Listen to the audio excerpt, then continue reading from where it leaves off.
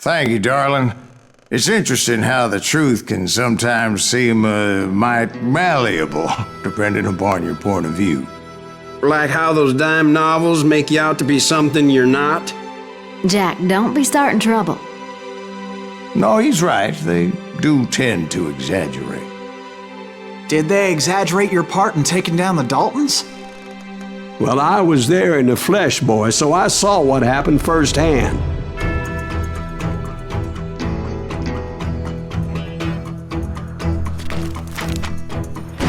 Those Daltons were lawmen once, before they all went bad, robbing banks and trains clear across the territory. Until Coffeeville, of course. I was one of the citizens who took up arms that day. Fighting on the side of the right? I did my best, sir. We all did.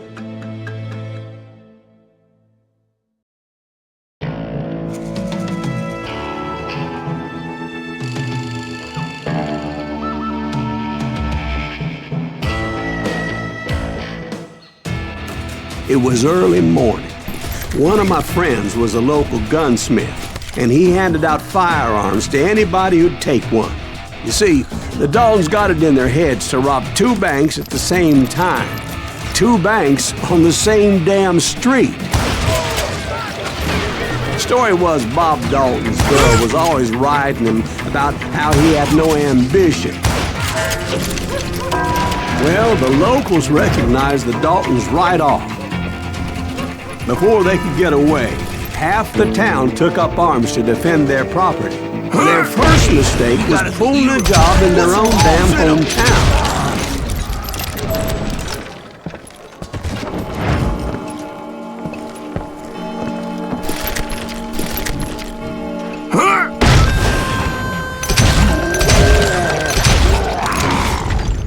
The brothers paid dearly for their stupidity, but everybody knows they had it coming. There's more to it than that.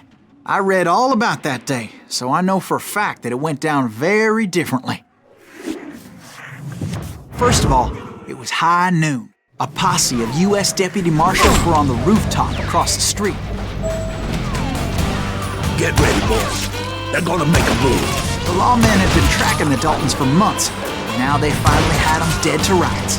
Among them was a bounty hunter feared by many a lawbreaker. This man had no intention of letting the Daltons slip away. He met an adversary that day who had no fear and offered them no quarter. The marshals tried to get the Daltons to surrender. They'll give up eventually. We just gotta wait till some of the bitches out. This bounty hunter knew that the brothers were far too proud to ever lay down their guns.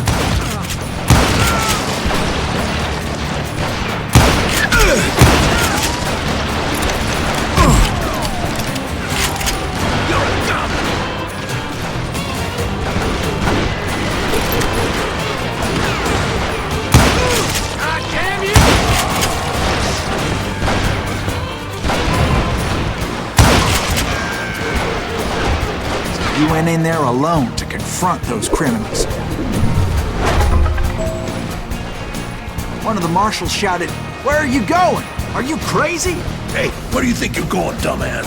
That rifle's mine. But he paid him no mind.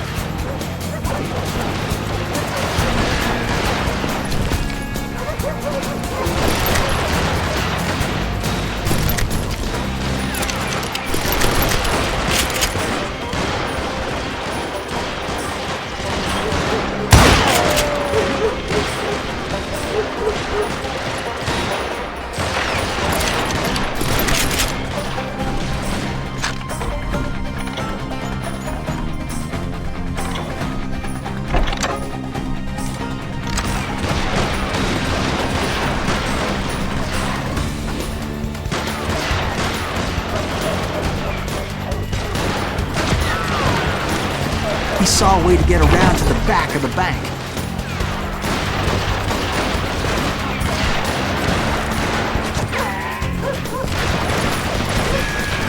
Then he figured out how to hit the Daltons from a direction they weren't expecting.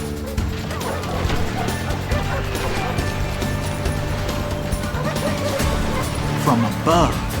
Fortunately, a water tower was right there.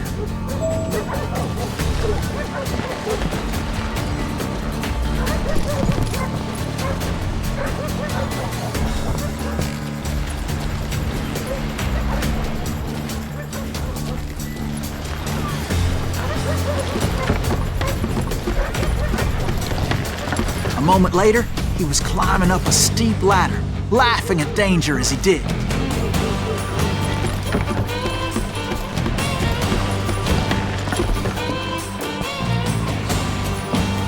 It was brave men like him who risked their lives to tame this wild country.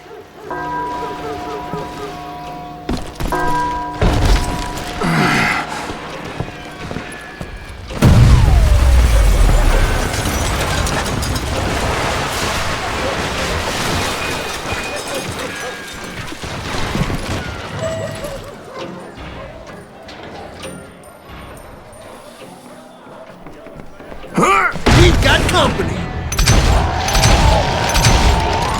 Now you're really pissing me off. Heroic men like him, who did what other men couldn't or wouldn't to make this country free. Like Jim Booth and Davy Crockett, who died defending the Alamo.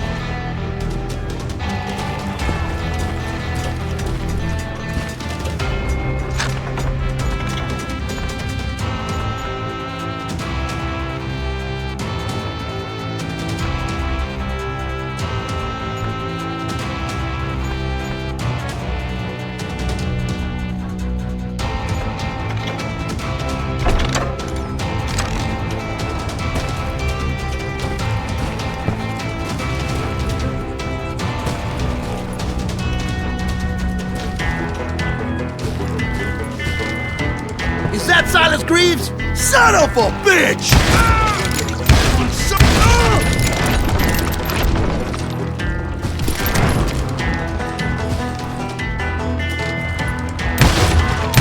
Show yourself, coward!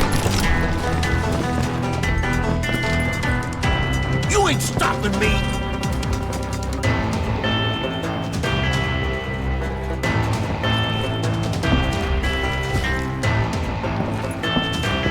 Get him, boys! You can't hide forever!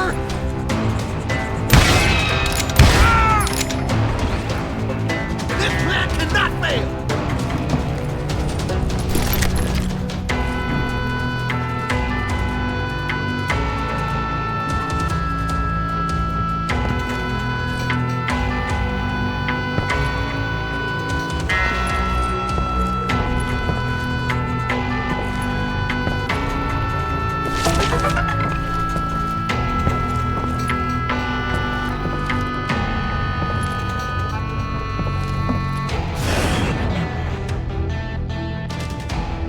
Over there!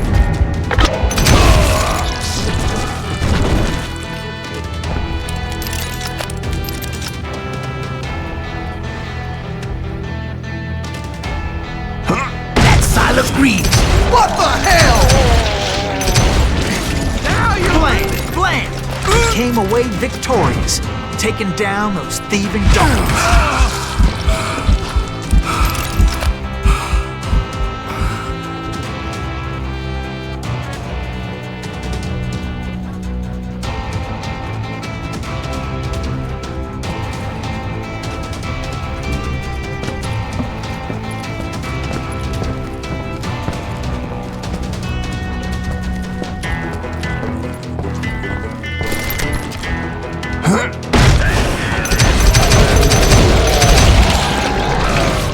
His name was Silas Greaves, and when the dust finally settled, he was the last man standing.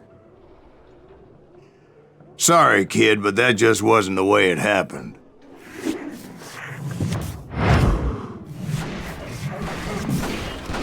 It was early evening, not high noon.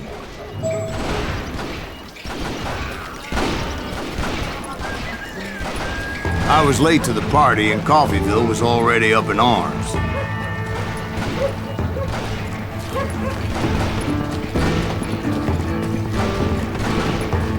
The Daltons blew up a safe, and were all set to hightail it out of there.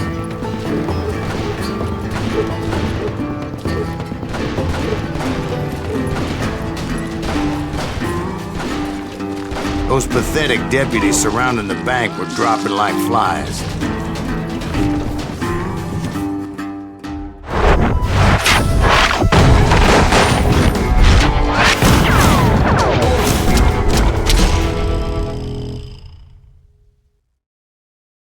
been tracking those jokers for months, waiting for them to do something reckless. And finally, they did.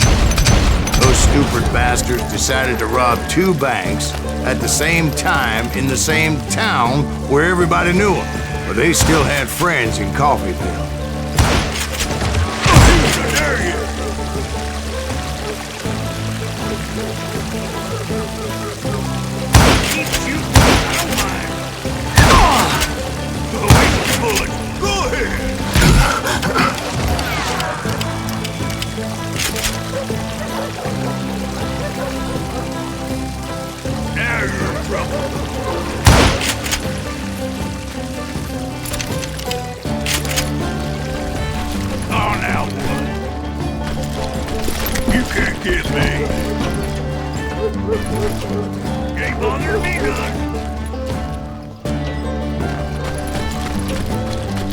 What are you gonna do?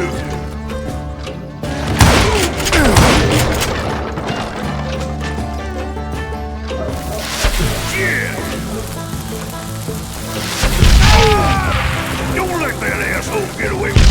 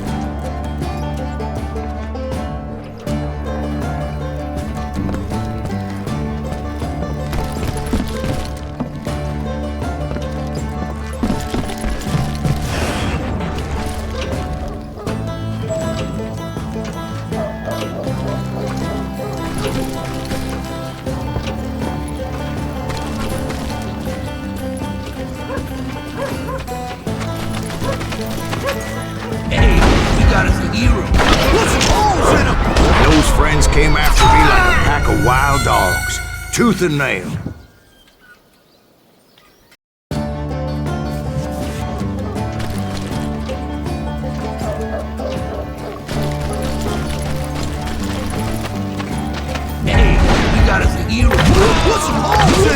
Those friends came after me like a pack of wild dogs, tooth and nail.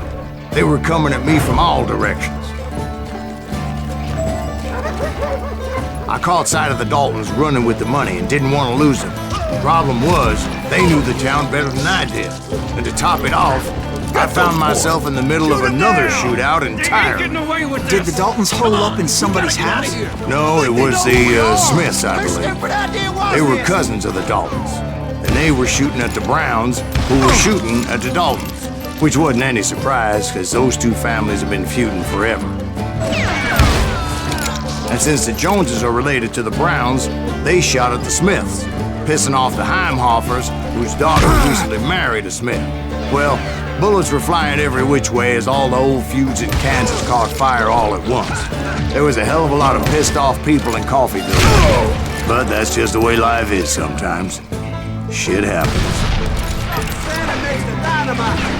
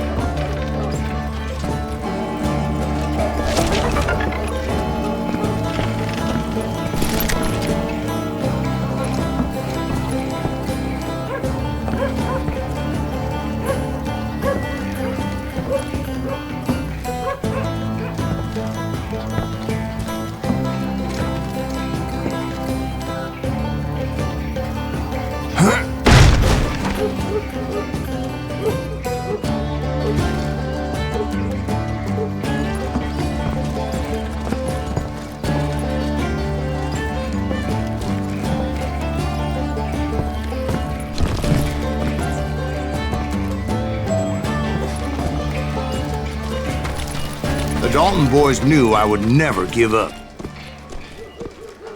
Those Daltons weren't the sharpest knives in the drawer, but they always stood together. They set a trap to slow me down and allow at least 2 of them to escape. The third brother stayed behind to plant me, just in case that trap of theirs didn't work.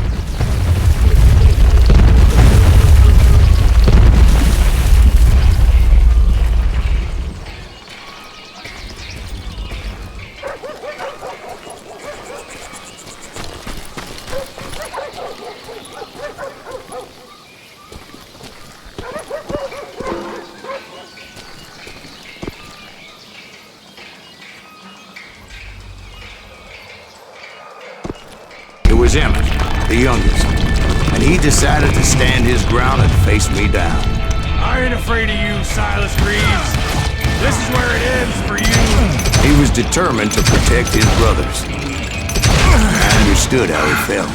Taking me on all by his lonesome wasn't exactly a recipe for a long life.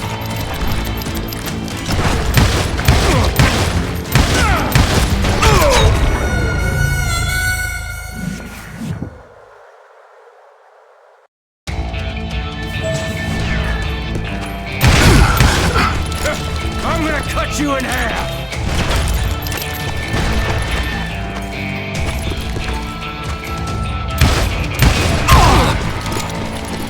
I'm gonna tear you apart.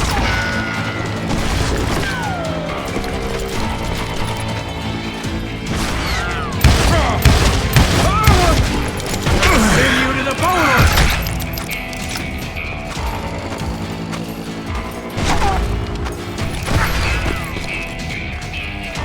It's hog time.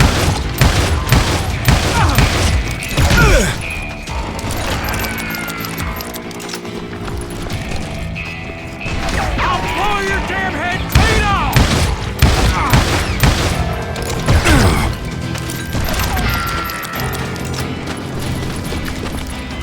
I'm gonna let you where you stand.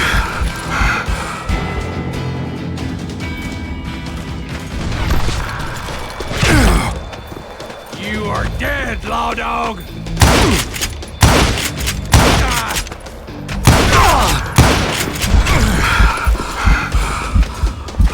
You messed with the wrong damn dog.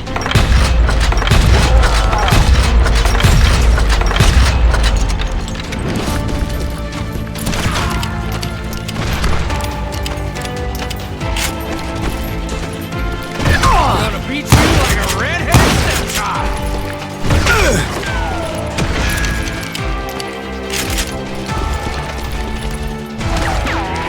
You ain't getting by me, Green. But Emmett Dalton survived the robbery in Coffeyville. He's the only Dalton who did. They say he was shot 23 times. Well, Dwight, who do you think put all those damn holes in him?